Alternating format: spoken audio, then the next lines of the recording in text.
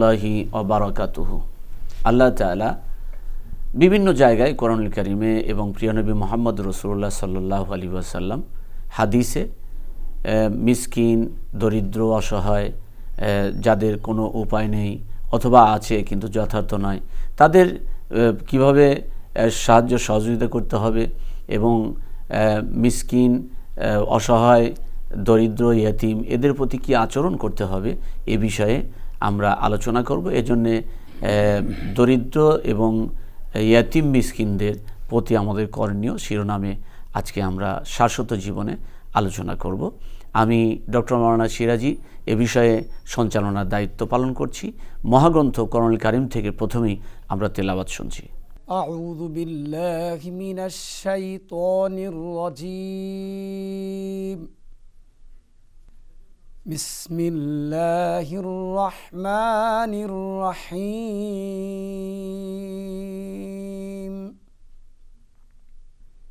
ওয়া'বুদুল্লাহা ওয়া লা তুশরিকু বিহি শাইআন ওয়া বিল ওয়ালিদাইনি ইহসানান ওয়া বিযিল কুরবা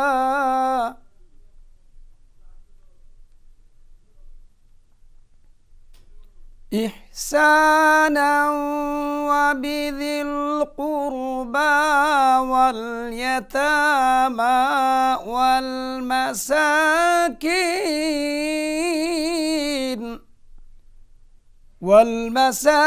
والمساكين والجار ذي القربى والجار الجنب والجار الجنب والصاحب بالجنب وابن السبيل وما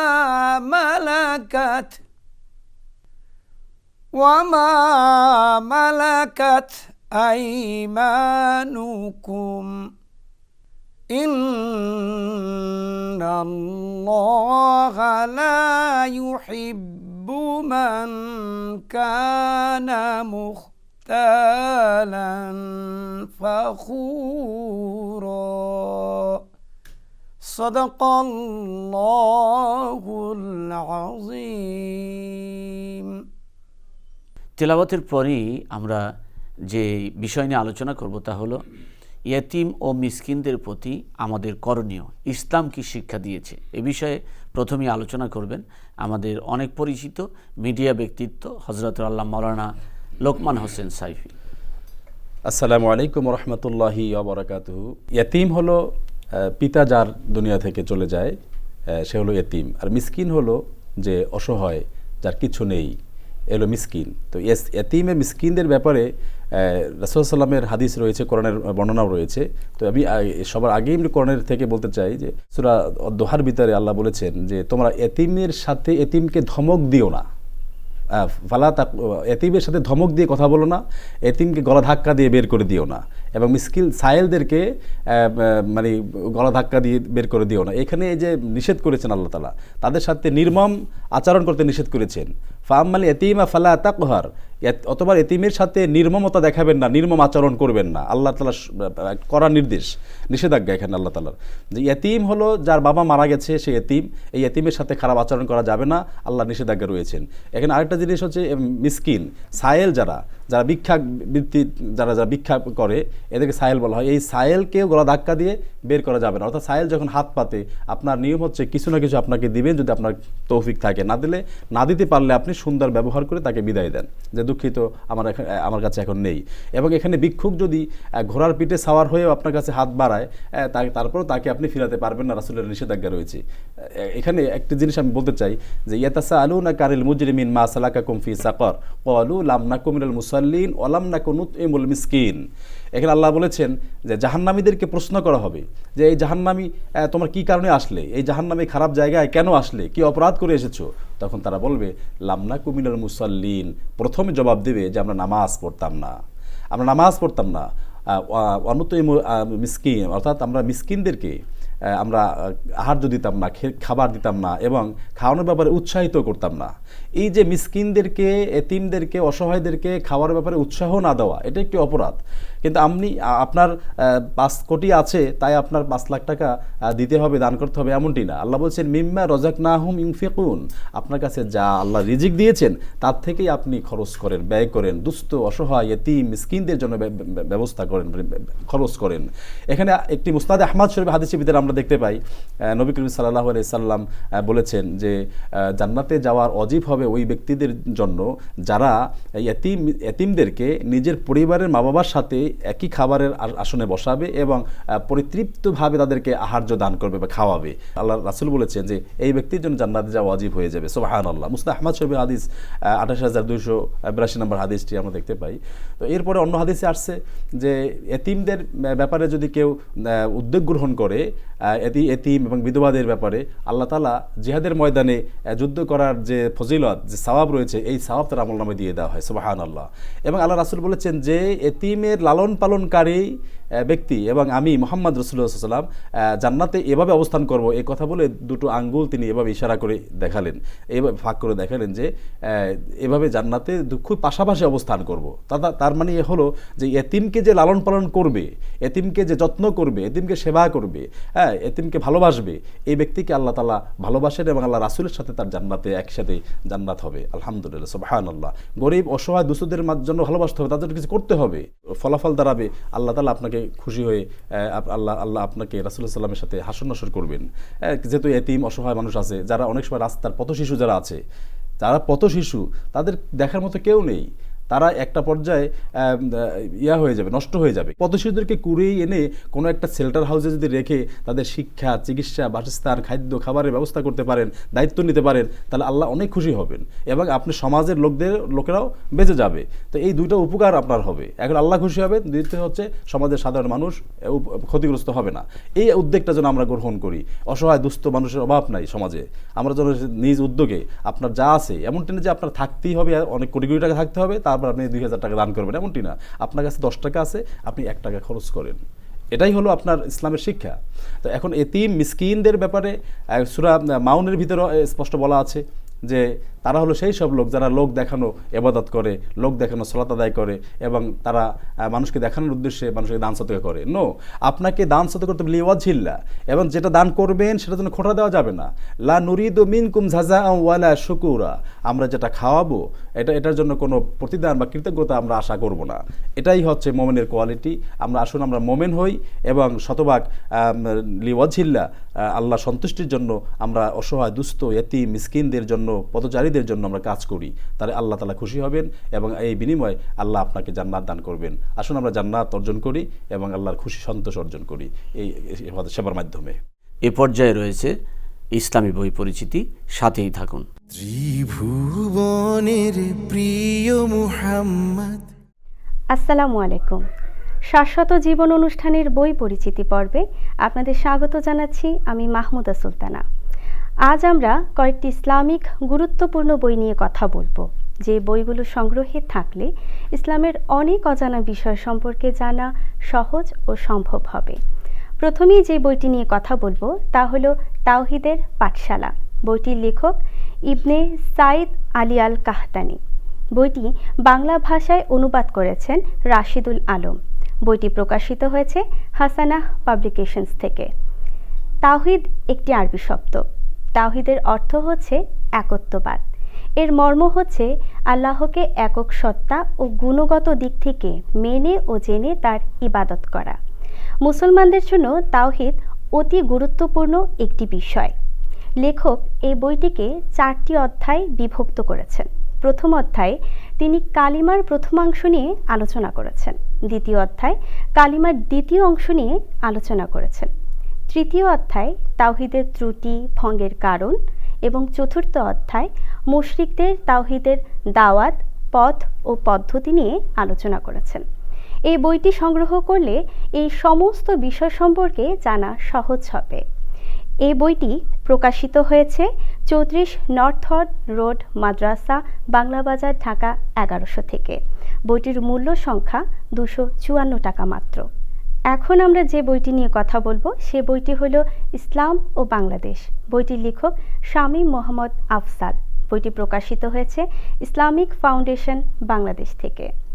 আমাদের শৌর্য, বীর্য, সমৃদ্ধি যুগে যুগে অন্যদের প্রতিহিংসার কারণ হয়ে দাঁড়িয়েছে। তাই বাংলাদেশ বহুবার বিদেশিদের অগ্রাসনের শিকার হয়েছে।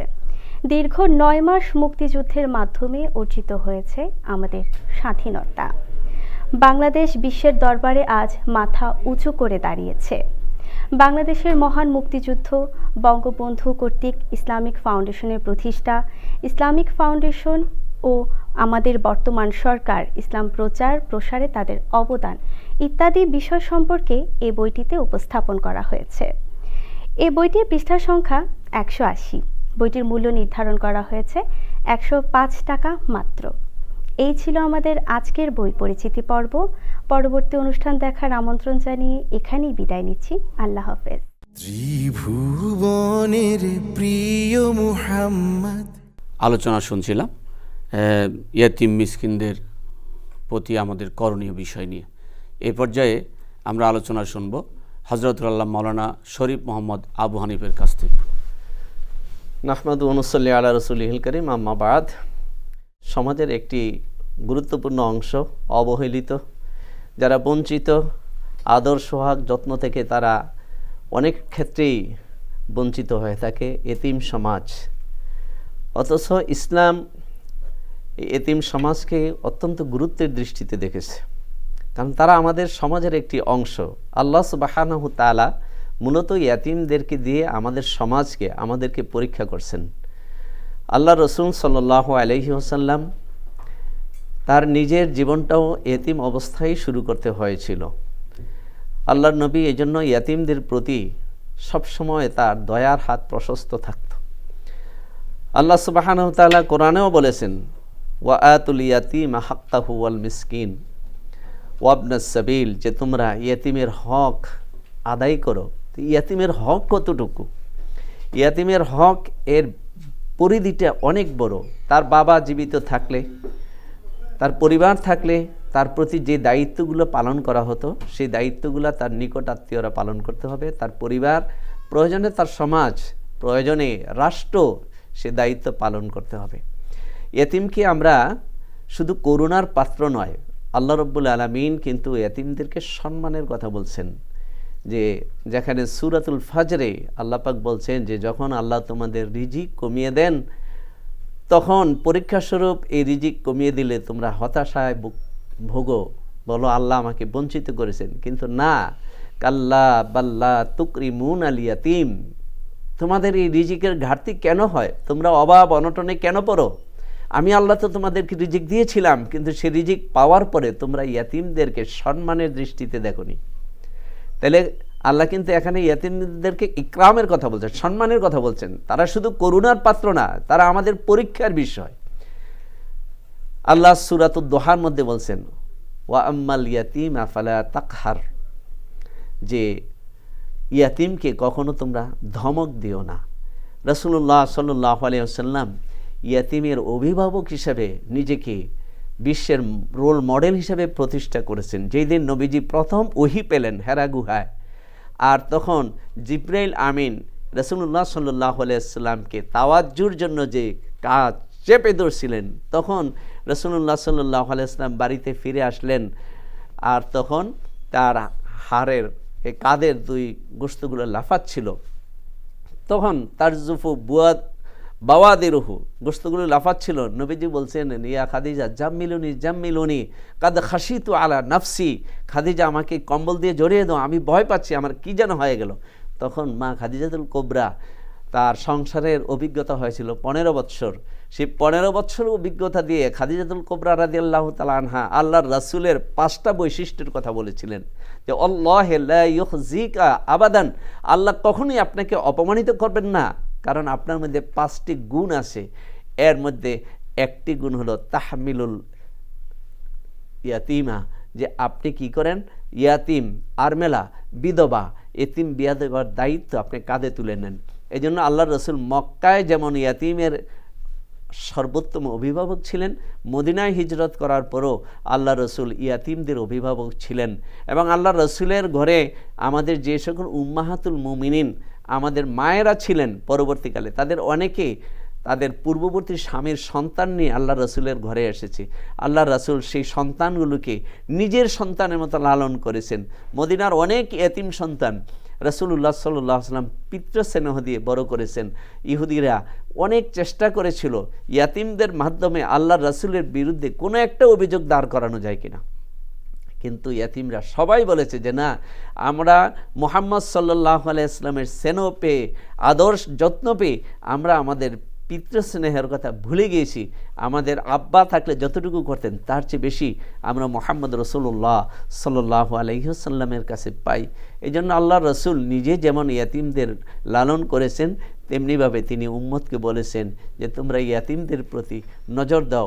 একজন ব্যক্তি যদি কোনো ইয়াতিমের মাথার উপরে আদরে, স্নেহের মায়ায় যদি তার মাথার উপর হাত বুলিয়ে দেয়, হাদিসে রাসূল বলছেন, তাহলে তার হাতের নিচে যতগুলো চুল থাকবে এতিমের মাথার, ততগুলো নাকি আল্লাহ পাক তার আমলনামায় দিয়ে দিবেন।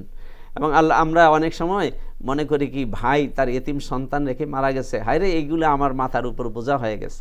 কিন্তু আল্লাহ রসুল কি বললেন, খায়রু বাইতিন ফিহি ইয়াতীমুন ওহসিনা ইলাইহি, যে এই পৃথিবীর মধ্যে সবচেয়ে বরকতময় ঘর হলো ওইটা, সবচেয়ে ভালো কল্যাণের ঘর হচ্ছে ওইটা যেই ঘরে ইয়াতিম আছে, আর ওই ইয়াতিমের প্রতি ভালো ব্যবহার করা হয়, এহসান করা হয়। তাহলে ইয়াতিম আমাদের জন্য বোঝা নয়, বরং কোনো পরিবারে যদি আল্লাহর ফয়সালায় কোনো ইয়াতিমের দায়িত্ব কারো কাঁধে এসে যায়, তাহলে মনে করতে হবে এটা দুনিয়াতেও কল্যাণের কারণ, এবং পরকালে এই ইয়াতিম লালনের উসিলায় আল্লাহ রাব্বুল আলামিন নাজাত দিয়ে দিবেন। আমরা কিন্তু ইয়াতিমদেরকে আবার কখনো কখনো দেখি যে কোনো রকম খাবার দিয়েই ইয়াতিমের দায়িত্ব শেষ করি। বিষয়টি এরকম নয়, বরং ইয়াতিমের খাবার এবং তার সমসাময়িক পরিবেশে তার যতগুলো চাহিদা আছে সবগুলো চাহিদাই যেন তার নিকটাত্মীয় হোক, গোটা পরিবার হোক, সমাজ হোক, দেশ হোক, তার মৌলিক চাহিদাগুলো পূরণ করা সর্বশেষ রাষ্ট্রের উপরে দায়িত্ব, তাকে একজন যোগ্য নাগরিক হিসেবে গড়ে তোলা। আলহামদুলিল্লাহ আমাদের মুসলিম সমাজে, মুসলিম উম্মায়, আমাদের দেশে অসংখ্য অগণিত ইয়াতিমখানা আছে। বিশেষ করে আমাদের মাদ্রাসাগুলোতে ইয়াতিমদের সংখ্যা আলহামদুলিল্লাহ অনেক অনেক বেশি। আল্লাহ পাক সেই ইয়াতিমদের রিজিকের ঘাটতি কোনো দিন হয় না, আল্লাহ পাক ব্যবস্থা করে দেন। তাহলে ইয়াতিম হলো বরকতের উসিলা। তাদেরকে সুশিক্ষিত করতে পারলে, তাদেরকে যোগ্য নাগরিক গড়ে তুলতে পারলে, পৃথিবীর ইতিহাসে বহু ইয়াতিম অনেক বড় বড় মানব সেবা করেছে, বিশাল উদাহরণ সৃষ্টি করছে। তার সবচেয়ে সর্বোৎকৃষ্ট উদাহরণ হলো রাসূল আকরাম সাল্লাল্লাহু আলাইহি ওয়াসাল্লাম। আজও তো আমাদের সমাজে এমন অনেক উদাহরণ আছে যারা তাদের বাল্যকাল ইয়াতিম ছিল, কিন্তু পরবর্তীকালে রাষ্ট্রীয় গুরুত্বপূর্ণ, জাতির গুরুত্বপূর্ণ খেদমতে তারা কাজে লেগেছে। সুতরাং ইয়াতিমদেরকে অবহেলা নয়, তাদেরকে করুণার পাত্র মনে করা নয়, তাকে আমার সন্তানের মতোই মনে করা। কারণ আল্লাহ পাক ইয়াতিম ব্যাপারে কত আয়াত নাজিল করেছে। সূরা নিসার একটি বিশাল অংশ কিন্তু জুড়ে ইয়াতিমদের আলোচনা। ইয়াতিমের অভিভাবকত্ব কীভাবে করতে হবে, ভাই যদি মারা যায়, ভাইয়ের সন্তান ইয়াতিম থাকে, তার অভিভাবকত্বটা কীভাবে নিতে হবে, দাদা তার অভিভাবকত্ব কীভাবে নিবে, তার সম্পদ কীভাবে রক্ষণাবেক্ষণ করবে। অনেক ইয়াতিম তো আছে এমন, ইয়াতিম মানেই তো নিঃস্ব না, অনেক ইয়াতিম তো আছে তার বাবা হয়তো সম্পদশালী ছিলেন, তার সম্পদগুলো রক্ষণাবেক্ষণ করার দায়িত্ব, কোন সময় তার সম্পদ তাকে দিয়ে দিতে হবে, এতিম লালন পালন করার কারণে তার থেকে কি পারিশ্রমিক নেওয়া যাবে কিনা, এই বিষয়গুলোও কিন্তু আল্লাহ রাব্বুল আলামিন সূরা নিসার মধ্যে সবিস্তারে আলোচনা করেছেন। এবং ইয়াতিম কন্যা যদি হয় তার লালন পালন কিভাবে করতে হবে, তার আমানতদার কিভাবে হতে হবে, সেই বিষয়গুলো সূরা নিসার মধ্যে বিস্তারিতভাবে আলোচনা করেছেন। তাহলে ইয়াতিম অবহেলার বিষয় নয়, এটা করুণার বিষয় নয়, ইয়াতিমের দায়িত্ব কিন্তু আমাদের কাঁধে চলে আসে। এবং আল্লাহ পাক সূরা নিসার মধ্যে বলে দিয়েছেন যে যখন তোমরা সম্পদ বন্টন করো, পৈতৃক সম্পদ বন্টন করো, ভাইয়েরা ভাই বোনেরা পিতা রেখে যাওয়া সম্পদ বন্টন করে, সেখানে কিন্তু আল্লাহ পাক বলেছেন যে ওই সম্পদ বন্টনের ক্ষেত্রে যদি উপস্থিত ক্ষেত্রে কোনো ইয়াতিম থাকে, কোনো মিসকিন থাকে, বন্টন করার আগে তাদেরকে দিয়ে নাও। তাহলে বিভিন্ন ক্ষেত্রেই কিন্তু ইয়াতিমদের অধিকার এবং তাদের হকের কথা আল্লাহ রাব্বুল আলামিন বলেছেন। এই ইয়াতিমের হক বলছেন এখানে, এখানে কিন্তু হক, এটা তার অধিকার। সুতরাং ইয়াতিমকে যদি আমরা তার প্রাপ্য মৌলিক চাহিদাগুলো পূরণ না করি, আমরা নিকটাত্মীয় যারা তারা, পরিবারের সদস্য যারা তারা, সমাজ, তাহলে কিন্তু প্রত্যেকেই আল্লাহ রব্বুল আলমিনের কাছে কিয়ামতের ময়দানে জবাবদিহিতার সম্মুখীন হতে হবে। সুতরাং আমরা আল্লাহর রাসূলের রেখে যাওয়া আদর্শ, আল্লাহর কোরআনের নির্দেশনা অনুযায়ী আমরা আমাদের আশেপাশের প্রতিবেশী ইয়াতিমদের প্রতি যেন সদয় আচরণ করি, সহানুভূতিশীল আচরণ করি, তাদের প্রতি যেন স্নেহের মমতার হাত বাড়িয়ে দিই। আল্লাহ আমাদের সকলকে তৌফিক দান করুন। ধন্যবাদ। প্রিয় দর্শক মণ্ডলী, আমরা আলোচনা শুনছিলাম ইয়াতিম মিসকিনদের প্রতি আমাদের করণীয়। মূল কথা হলো যারা সমাজে অসহায়, ইয়াতিমরাও কিন্তু একটি অসহায় এবং বয়প্রাপ্ত হওয়া পর্যন্ত তারা ইয়াতিম, এবং ইয়াতিমের মাথায় হাত বুলিয়ে দিলে আল্লাহ খুশি হন, সোয়াব দেন প্রত্যেক চুলের সমপরিমাণ। এবং যারা মিসকিন রয়েছে তাদের দান সদকার করার ব্যাপারে কোরআনুল কারিমে আল্লাহ তাআলা বেশ কিছু আলোকপাত করেছেন এবং হাদিস শরীফেও এসেছে। মূল কথা হলো যারা সমাজে দুস্থ পীড়িত তাদের প্রতি আমাদের যে সমস্ত দায় দায়িত্ব রয়েছে অবশ্যই তা পালন করব। আমি একটি প্রশ্ন করতে চাই আপনাদের সকলের বিবেকের আদালতে, আমরা কি ইয়াতিম মিসকিন দুস্থ মানুষের পাশে গিয়ে দাঁড়াই? এই যে শীতার্ত মানুষ রাস্তায় শুয়ে আছে, তারা কতজন আমরা দেখভাল করি যে পলিথিনের কাগজ গায়ে দিয়ে তারা আছে?